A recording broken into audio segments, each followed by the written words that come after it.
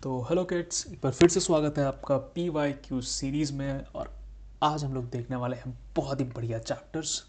तो सबसे पहले देखते हैं हम लोग क्वेश्चन नंबर 12 कहते हैं। ये है हमारा कौन सी सीरीज़ का है, कौन सी सीरीज़ का, ये मैं डिस्क्रिप्शन में मेंशन कर दूंगा। अभी तुम लोग सिर्फ क्वेश्चन पे ध्यान दो। सो क्वेश्चन 12 कहता है, क्या कहता है, mode and mean of a data is 15x and 18x respectively, then the median of the data is. भाई एक सीधी सी बात बता रहा हूँ, ये लॉन्ग मेथड वाला नहीं है। ये एक सिंपल से फॉर्मूले के ऊपर बेस्ड क्वेश्चन है। अगर तो वो क्वेश्चन का फॉर्मूला तुम्हें आता है तब तो 1 सेकेंड में आंसर निकाल लोगे, नहीं आता तो ना कर लो बेटा, नहीं निकाल पाओगे आंसर। ठीक है, तो ये फॉर्मूला याद रखना। क्या फॉर्मूला है? 3 मीडियन, ठीक है, -2 mean is equal to mode. ठीक है भाई, ये फॉर्मूला ऐसे मंत्र की तरह रट लो, ठीक है, जप लो, जो करना है करो। 3 median -2 mean is equal to mode, 3 median -2 mean is equal to mode. 3-4 बार बोलते रहो, अपने आप याद हो जाएगा। ठीक है, अब कुछ मत करना। अब सबसे इजी क्या है? कुछ नहीं, वैल्यू उठा के रख दो। क्या था? 3 median -2 mean is equal to mode.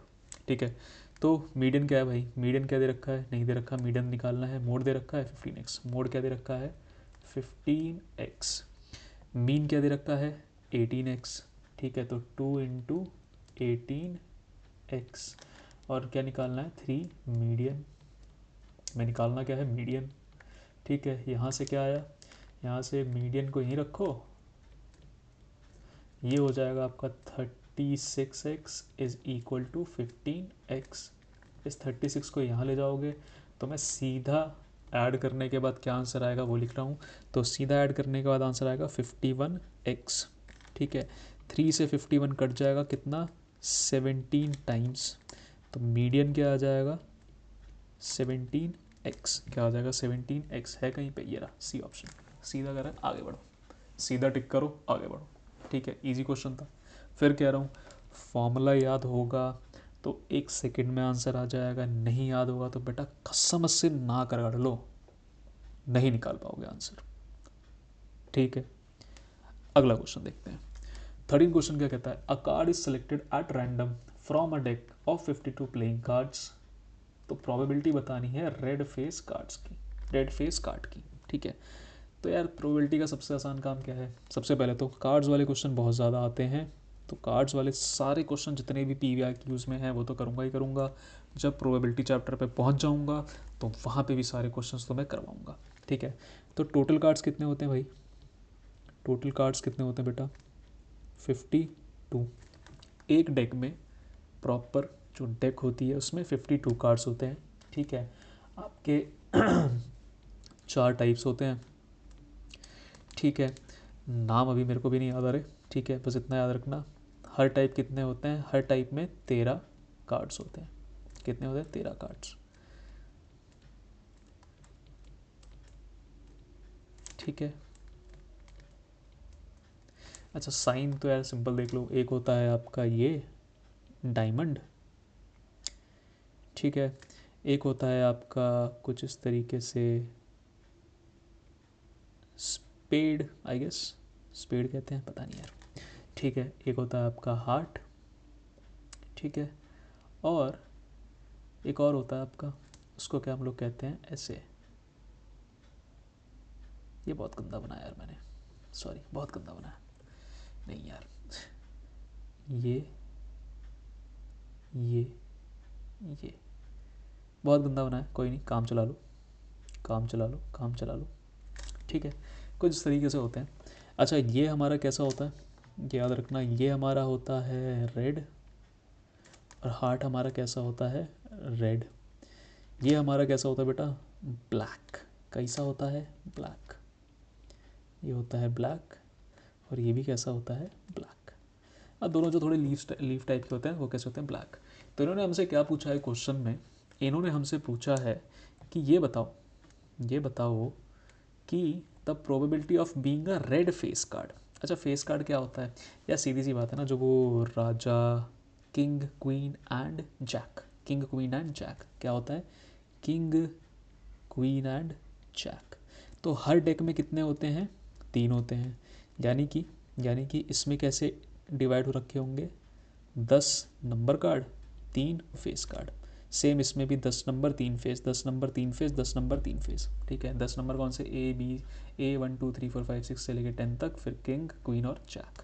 तो भाई यहाँ पे 3 है, ठीक है, और इस वाले रेड में भी सेम होगा बेटा, 10 नंबर कार्ड और 3 फेस कार्ड। तो 3 यहाँ है, तो टोटल रेड फेस कार्ड कितने हो गए।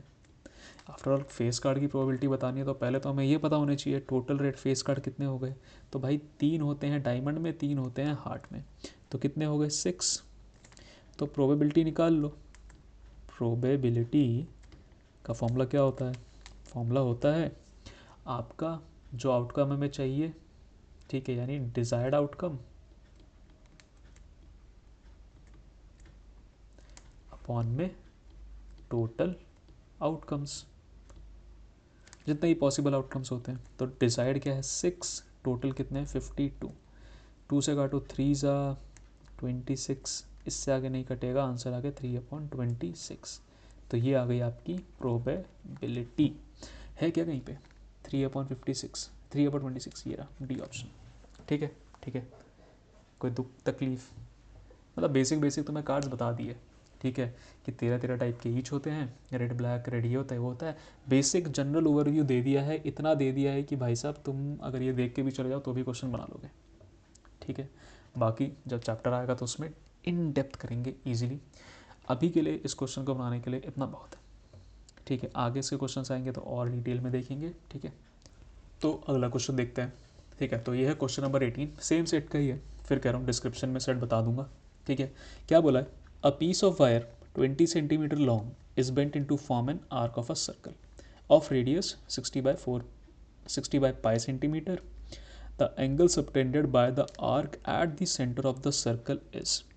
तो देखो सीधी सी बात है, एक वायर थी, मान लेते हैं एक लंबी वायर थी, ठीक है, उसे हमने क्या किया, उसे सर्कल का एक आर्क बना दिया। ठीक है, मान लो, अज्यूम कर लो, नहीं तो यार शेप्स में देखता हूँ कुछ अच्छा सा हमारे पास आर्क है क्या, आर्क है क्या हमारे पास अच्छी सी।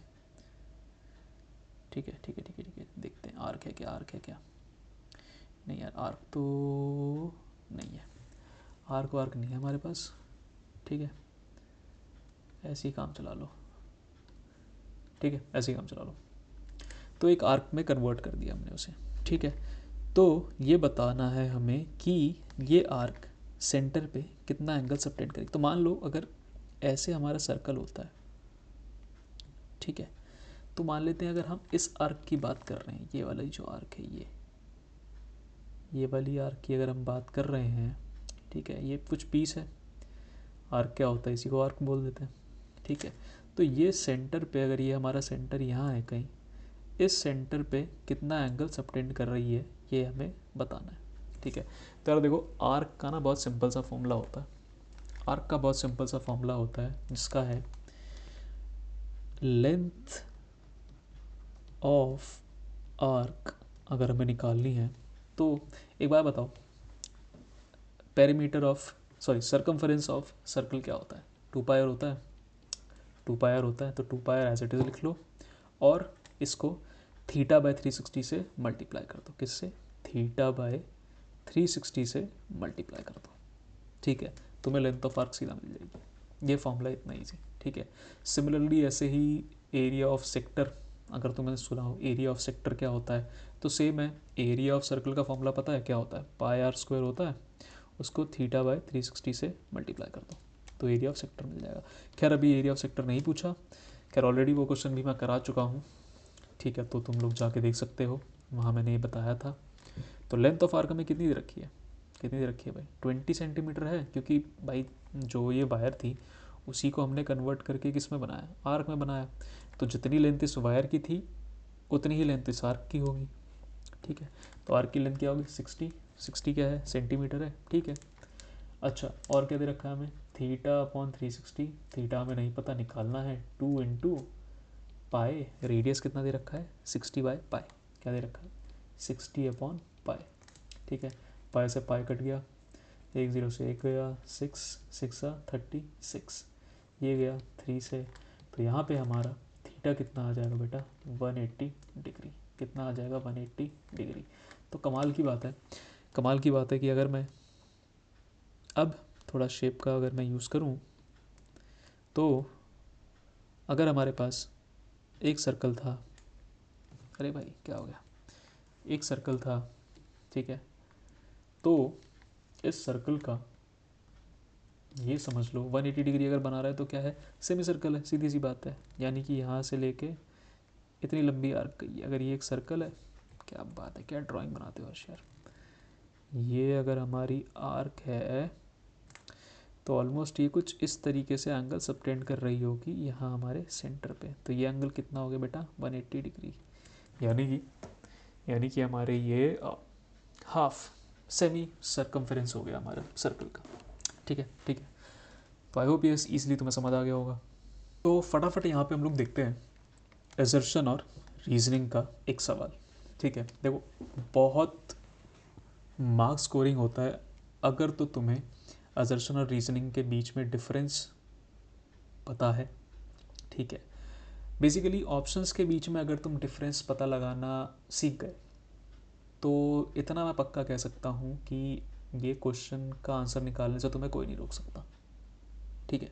अच्छा देखो पहला ऑप्शन क्या कहता है कि both assertion and reason are true, यानी कि असर्शन और रीज़न दोनों स्टेटमेंट ट्रू हैं, और आर जो है यानी रीज़न जो है वो असर्शन का करेक्ट एक्सप्लेनेशन है, यानी कि ये जो रीज़न दे रखा है ना हमें वो इस असर्शन को बढ़िया तरीके से एक्सप्लेन कर रहा है। चलो अच्छी बात है। Now both assertion A and reason are true but R is not the correct explanation of the assertion A. और देखो सबसे ज़्यादा बच्चे ना ए और बी में ही फंसते हैं, ठीक है, क्योंकि उन्हें ये नहीं समझ में आता कि असर्शन और रीज़न, मतलब जो रीज़न है क्या वो असर्शन को सही तरीके से एक्सप्लेन कर रहा है कि नहीं, ठीक है। तो ये वाली ट्रिक अगली क्वेश्चंस आएंगे ना जिसमें क्या नाम है अप्लाई कर सकता हूँ उसमें बताऊँगा, क्योंकि यहाँ पे तो अप्लाई नहीं होंगे, क्यों नहीं होंगे अभी थोड़ी देर में पता चल जाएगा, ठीक है। अच्छा सी बात क्या कहता है, सी और डी सबसे ईजी है कि दोनों में से कोई एक ट्रू होगा, या तो असर्शन ट्रू होगा और रीज़न फॉल्स, या फिर असर्शन फॉल्स होगा और रीज़न ट्रू, ठीक है। तो पहले देखते हैं क्वेश्चन नंबर 19 क्या कहता है। So question 19 says the probability of selecting a number at random from the number 1 to 20 is 1। ओह अच्छा यार एक बात ना, इस क्वेश्चन को आगे करने से पहले मैं बता दूं, प्रोबेबिलिटी हमारी जो होती है ना बेटा, probability of occurring a event that is always, हमेशा हमेशा कहाँ से होती है 0 to 1 के बीच में लाई करती है, 0 to 1 के बीच में लाई करती है, जिसमें 0 सबसे कम 1 की 100% होगा ही होगा, 100% होगा ही होगा। यानी अगर कोई भी इवेंट के होने के चांसेस 100% है तब वो 1 होगा, नहीं तो वो 0 से 1 के बीच में लाई करेगा हमेशा, ठीक है। तो ये समझ लो कि यार किसी भी प्रोबेबिलिटी का 100% श्योर होना एक बहुत रेयर चीज़ है, एक बहुत रेयर चीज़ है, बहुत रेयर चीज़, और ज़ीरो भी होने के बहुत रेयर चीज़ है। इतना कोई एग्जामिनर तुम्हारा बेवकूफ़ नहीं होगा कि वो तुम्हें ऐसा सवाल पूछे कि जिसका देख के तुम आंसर बता सको, ठीक है, कि जिसका देख के तुम्हें पता चलो भाई ये तो हो ही नहीं सकता, ठीक है।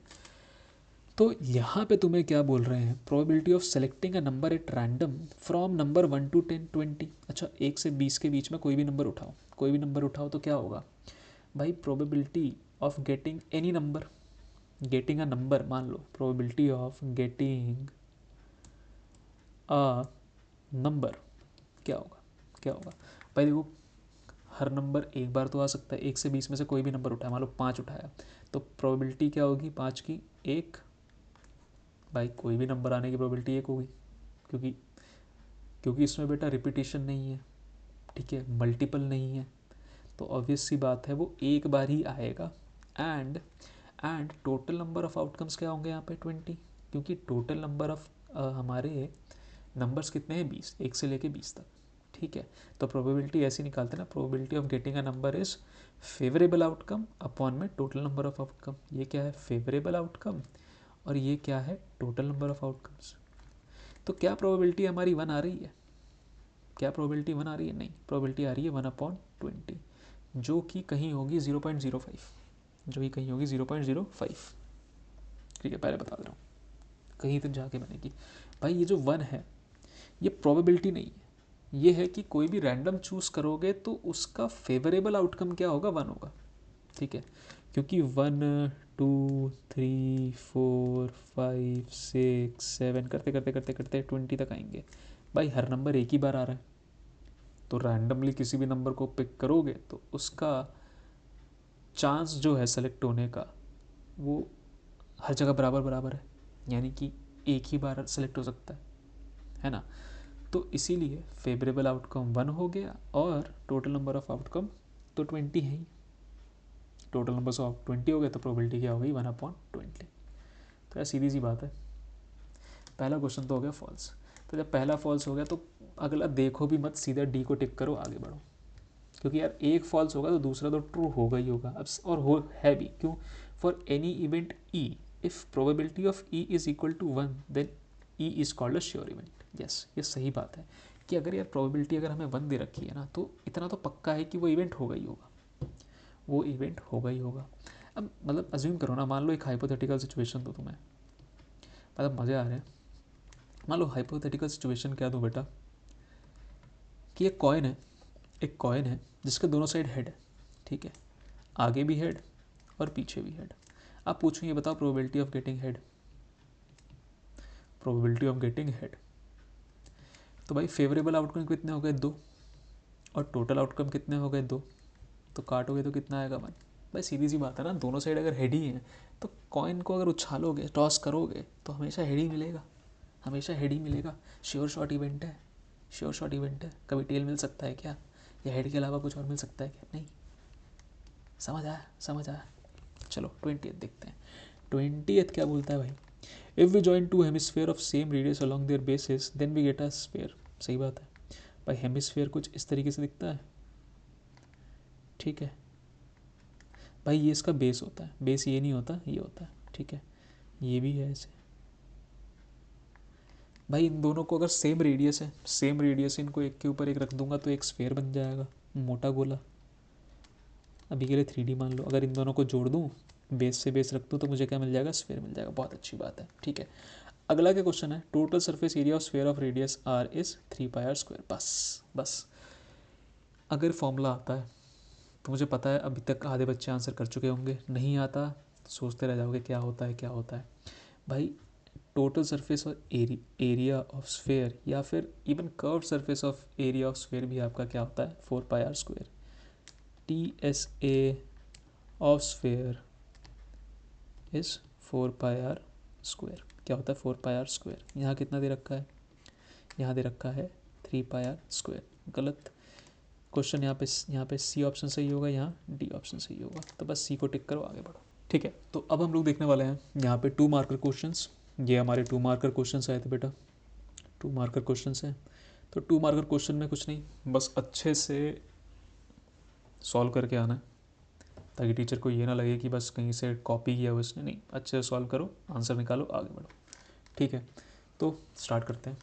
क्या है क्वेश्चन, ए और बी दोनों पार्ट अगेन और में दे रखा है, लेकिन दोनों पार्ट सॉल्व करेंगे, आंसर बताना है, ठीक है। तो देखो क्या है, x cos 60 degree plus y cos 0 degree plus sine 30 degree minus cot 45 degree किसके बराबर देख रखा है, 5 के बराबर। हमें निकालना क्या है, हमें निकालना है x प्लस 2y।